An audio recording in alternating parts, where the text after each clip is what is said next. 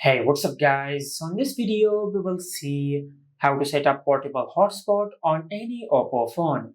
Now to do that, first of all, just open settings, then tap on connections and sharing. From here, just tap on personal hotspot. Now just enable this toggle to enable personal hotspot on your smartphone. Now to set up your portable hotspot, just tap on hotspot settings, and from here you can set up your personal hotspot. If you tap on hotspot name, you can change the name of your hotspot. And if you tap on this section, you can change the password of your personal hotspot. Now just create a password which must consist of at least 8 characters. Now if you want to hide your hotspot, just enable this toggle. And once you enable this toggle, you will hide your hotspot signal. Now just tap on save to save the changes.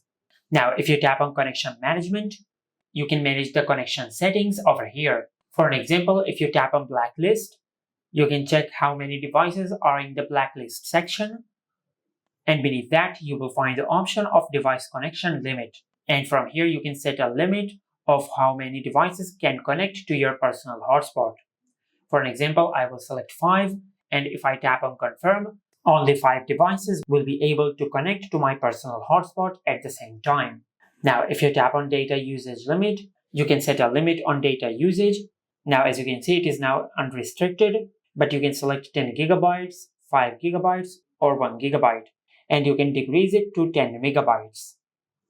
Now, if you go back, you will find the option of automatically turn off personal hotspot after 10 minutes.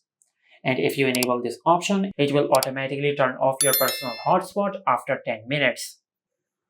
And finally, you can enable or disable Bluetooth tethering over here. And this is how you can set up portable hotspot on any Oppo phone.